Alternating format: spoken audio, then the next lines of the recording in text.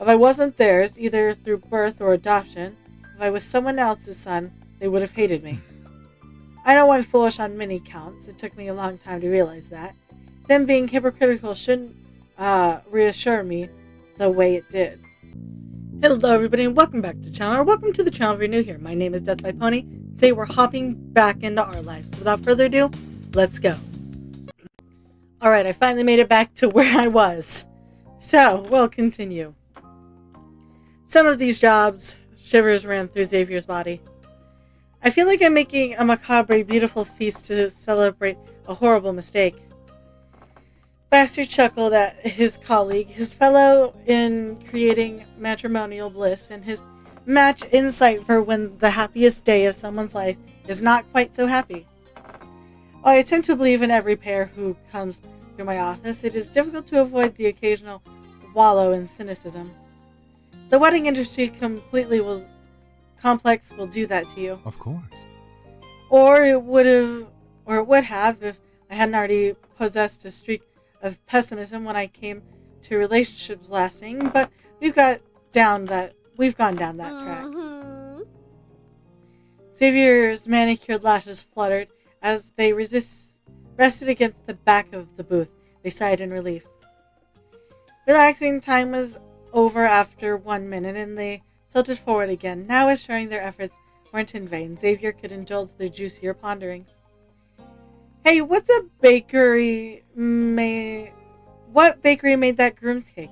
I admit I took a peek at what was under the cover when I dropped off my own. It was well designed. That was me and Baxter did it. Why, that design was by James and Baxter Bakeries. We did, me and Baxter. Oh boy, you're gonna get a kick out of this. Don't get me started on that. You waited. You're gonna get a kick out of this. Me and Baxter had to bake and decorate the entire thing the night before the wedding. Xavier actually jumped up in their seat. What? They settled down and gingerly patted their coiffed hair, making sure it was still in place. Surprise after surprise, you're squishy under that stiff suit of yours, Baxter. Come on. As though that is an actual surprise. They giggled, the sound akin to the bell on Zeki's front door.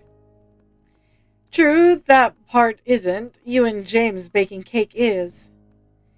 Is it? You might be surprised. Don't you recall it wasn't the first time we'd been in a similar squeeze? Oh. Wait, you're right, those mysterious cupcakes. From the auspicious start, you and Baxter told more stories from the wedding. Eventually, it transitioned into Baxter sharing an especially memorable moment from other jobs he had worked on. Some highlighted real-life potential pitfalls you could work to avoid if you ever got married, while others were 1 in a million debacles. The most unbelievable was a story of a particular orchard set wedding ceremony that had been prepared with flowers, a walkway seating, and bespoke wood arches at the end. As the planner, he was doing his final survey, primed for the guests to arrive, when an out-of-control truck with a back end full of apples barreled straight through. Baxter stressed that the driver was fine when he managed to come to a stop. The couple was still married, albeit in a much simpler arrangement, so no real harm was done. However, Baxter distinctly recalls the comedic surrealism of it. Seeing a completed ceremony, the fruit of weeks of work, and then having it flattened to the ground and blinking an eye was something he never expected or hoped to experience. But for all the misery of the moment, he did confess the debacle made a great mood setter going forward. He shared the memory with every couple he'd worked with since to help put their own struggles into perspective. You took a turn to tell the pair about your chat with Derek. Both of them recalled the polite young man they hadn't seen in almost a decade. And neither believed you when you explained how buff he'd gotten. Xavier said hi and returned to the message. Amazingly, Baxter offered a greeting himself, going as far as saying he'd like to see Derek again, even though Derek hadn't made the effort first. It warmed your heart seeing Baxter so at ease. None of the carefully maintained distance remained between him and Xavier, or him and you. There was no sadness or sense of loss when it came to parting ways. After all, this didn't have to be final. You had the power to reach out again if you wanted. The bill was split, and that got paid before saying goodbye to the baker. No one had forgotten their wallets, much to Baxter's clandestine self. With a cheery wave and a grin, Xavier left for home. You liked them. Xavier was someone you could count among your friends. You were glad Baxter had a friend that was all his own. It was interesting to speak to them more casually, but you still needed to get to know them better. Baxter had more than a single muffin to finish, so he wasn't quite ready to leave yet. Of course, the same could be said about you. Light conversation was made. Well, I'm looking forward to seeing my mom soon. It's been long, even though it hasn't been long at all. Barely a whole month. He tapped his fingers against the glass, watching you and smiling sweetly. I get it. I can understand why their presence would be missed. Your family members are lovely people. Baxter was so nice about your moms and big sis that was something you deeply appreciated. Your family meant a lot to you. But you couldn't forget the offhand way he noted his own parents, his list of people he'd lost contact with. Hey, do I have the okay to ask about your mom and dad, or should I not? Oh. Baxter's fingers, which were generally wrapped around a coffee mug, twitched. That's fine. He placed the cup down with a clink. You're my boyfriend, after all. You're allowed to know details about my mysterious, opaque life. Baxter might have been able to form quips as gullibly as ever, but you hadn't missed the dullness in his eyes. To start, I haven't spoken to my parents in, a few years now. That's what I meant when I included them in the list of relationships I haven't maintained. So they weren't talking at all? You frowned. Even if making new ties seemed impossible to him, what would make Baxter cut off the family he'd always known? Those questions stayed within the confines of your head.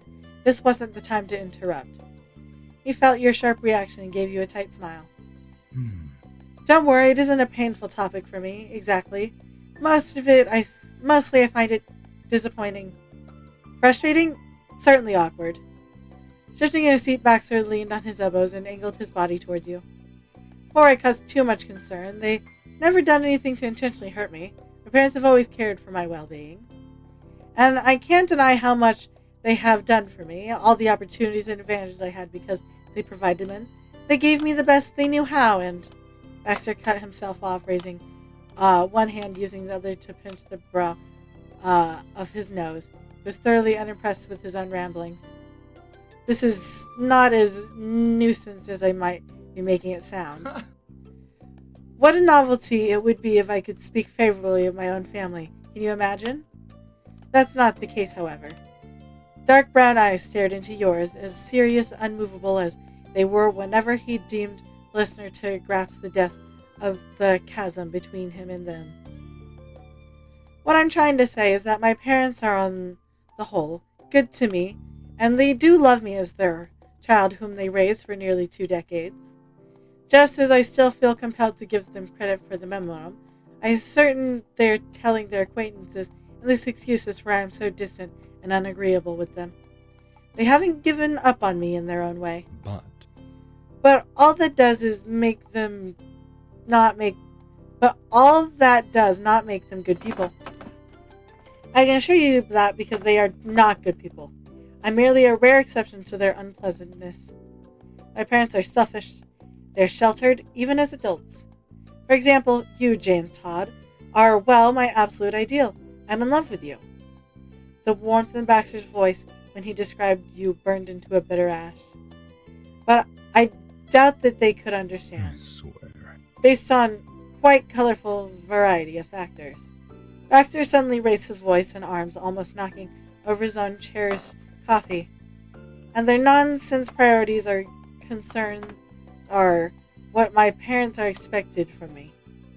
Baxter quieted down again quickly. He was in public, and you weren't the person he wanted to be shouting at anyway. After straightening out his jacket, Baxter crossed his legs under the table. How wonderful.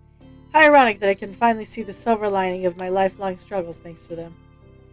If I never realized how poorly my connections were, if I never cared that my relationships were nothing more than associations based on conveniences, maybe I'd been able to have been who they wanted. Regardless, I'm not their ideal son. They're not my preferred company either. And I don't expect you to ever meet my family. That's honestly for the better. I get it. Baxter had barely mentioned his parents 5 years ago when they were closer. Still, it wasn't nothing. He'd given small crumbs of insight into the dynamic when you knew him before, and it had bothered you ever since.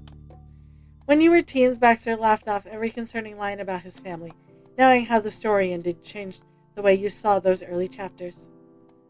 Remember when we talked about how you got along with our families before? Didn't dig any further. We're gonna dig. Huh? You'd taken him a bit by surprise. He raised an eyebrow. Back when we went to that hotel, you asked about my family and I asked about yours. You said something about how there were problems and that they'd really be problems if your parents weren't your parents. Ah, yes, I think I did say something along those lines. I was so silly back then. Imagine myself as not their son and not someone they loved seemed meaningless at the time. They did love me, and that was what mattered. Of course, it's not always enough, is it? If I wasn't theirs, either through birth or adoption, if I was someone else's son, they would have hated me. I know I'm foolish on many counts. It took me a long time to realize that. Them being hypocritical shouldn't reassure me the way it did. Baxter Ward could have many shortcomings or problems, and he did, and it'd be fine because it wasn't different in the case. There were reasons, can't you see? But they couldn't see that. Other people deserved the same kind of understanding. And that some things weren't problems in the first place. Mr. and Miss Ward were not people you needed to build up a rapport with. That was more than certain. Sorry for everything, Baxter. No kid should have parents who make them miserable. You deserve a better mom and dad. I hate your parents. Do you care if I say that? Silently fumed on his behalf. No parents should have kids who make them miserable. Agreed. Maybe. Who knows? Maybe one day I'll cobble together a family of sorts of my own. I've stopped running away whenever I got close to another person. That's the first step.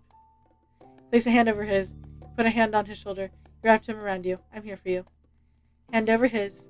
Right when you brushed against his skin, he flipped his palm up in order to hold on to you in return. You gripped him like he would fall off a cliff if you ever let go. Every fiber of your being was working towards a single goal, conveying to Baxter that you were there, and you would be as long as he wanted you to be.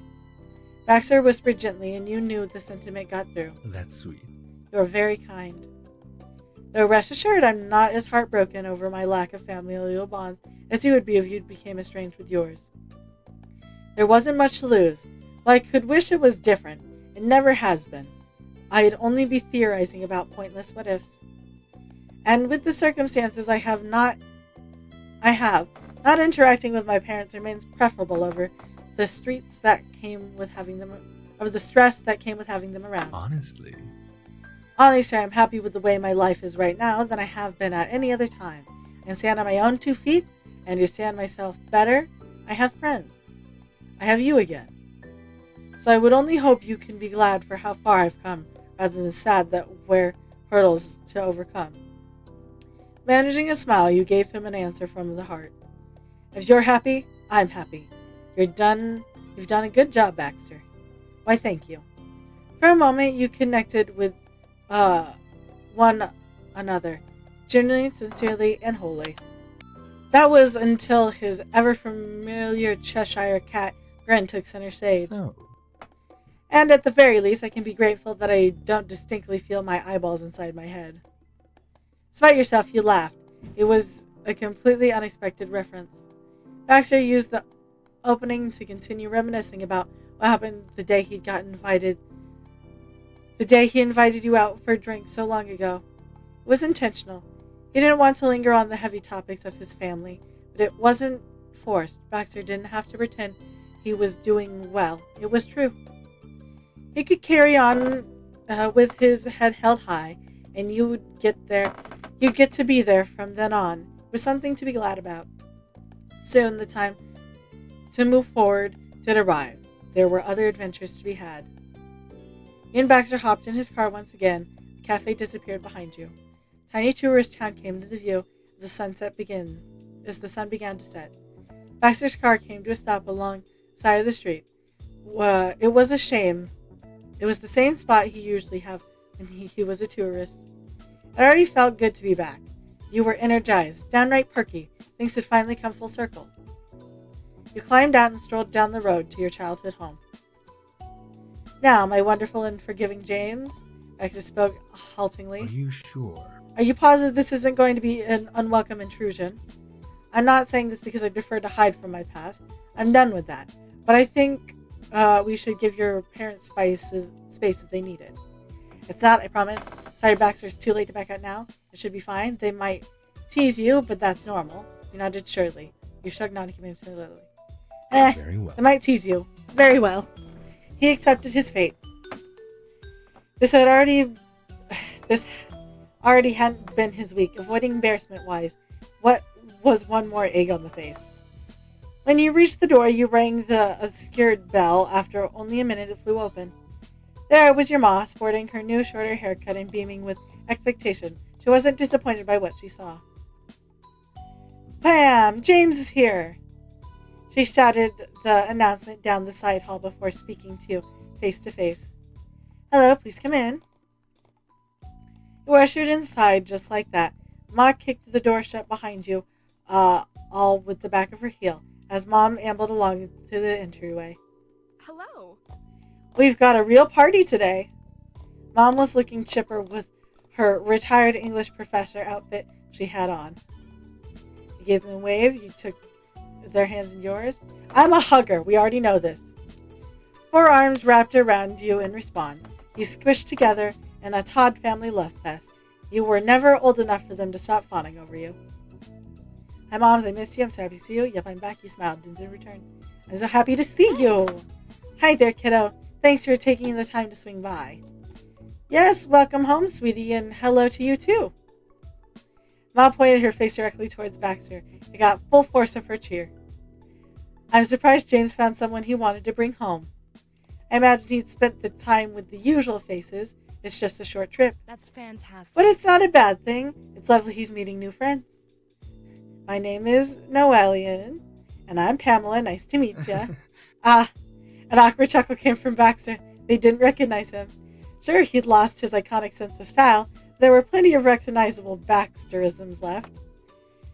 We have in fact met before, James and I, as well as myself and both of you. My name is Baxter Ward. I visited Sunset Bird 5 years ago as a tourist, and I stayed in the rental on this very street. Your mom's familiar welcoming grins immediately popped open. After the whirlwind summer relationship that wasn't meant to last, meeting him again was outright astonishing. I see you remember me. Baxter ran a finger along the inside edge of his collar, leaving it hooked at the center. Despite his bold claim from before that he wasn't intending to hide, Baxter unconsciously lingered farther away from your mom's than you did. It positioned you as a block between him and them. So, hiding, basically. Oh, poor Baxter. It was so sad, but extremely cute. However, Baxter didn't run or fight in the midst of this crisis. He embraced it. I understand. I'm certain I must have come across as flighty at the time. But I assure you I'm relatively less immature than I used to be. Not the most flattering character assessment, but an honest one, Mom snorted. Well, he isn't wearing only black and white. Or torn up jeans. Ma added in a sugary tone. Aha. Oh, that's right. And the crazy hair? He was a true teenage heartthrob. They had a fit of giggles over the recollection of what Liz once described as Victorian-era emo man Baxter. Told you, give him a break. He's been through a lot. Hey, that was totally cool. You sighed, poor Baxter. You gave Baxter arm support pat. Told you. You did. Okay. At least you're having fun. That's far better than being disliked from where I'm standing. You mean from behind, James? So you weren't the only one who noticed that particular positioning of his back. Baxter simply ran a hand through his dyed black only hair. Exactly. Well? Your gracious Ma elected to change the subject there. How about we catch up? We've missed quite a lot for both of you. Yeah, you should tell them about yourself, Baxter. Certainly. To start, I'll say that I'm working as a wedding planner, mainly. I also plan events for certain non-profit organizations when I can. Though that's at such a low rate, it's nearly pro bono, nothing I can make a living of. That was news to all of you. He'd never mentioned doing anything outside of weddings. Baxter crossed his arms protectively and pointedly looked away from you. This was one matter he was shy about. You seemed Baxter had gotten into volunteer work after all. That's nice. Your meddlesome parents homed in on Baxter like mother's hens introducing a brand new chick. Interesting. I wouldn't have pegged you as a love guru. Oh, I'm not. Even so, wedding planning is such a lovely career. How did that happen? It suited me in my many ways. Truthfully, it was planning a wedding that caused James and I to meet again. Ma shot a finger towards Baxter and gasped. Fun. You were working on Jude and Scott's wedding? That's correct. It was a gig of a lifetime. Oh, darn it. I just realized if he does other kinds of events, he could have planned a whole party for our wedding anniversary a few weeks ago. Ma and Mom were having bustles of fun by then. Baxter playfully patted their jokes and teases. That's wonderful. Happy belated anniversary, and there's always next year. After all, I'm going to be around. At the moment, he glanced to you, seriousness replaced by a casual smile. There are no deadlines anymore. It was that look and the way he was when he saw you that really sold Baxter for your moms. He held a stare long enough for the pause in conversation to be felt. You realized what was happening. Oh, great. I hope you enjoyed today's video, and if you did, remember to hit like. That way I know you're enjoying the content I'm making. Remember to subscribe. That way YouTube brings you back here to see what happens next, and I won't take up any more of your time. I hope you have a good day. I'll see y'all next time. Bye-bye.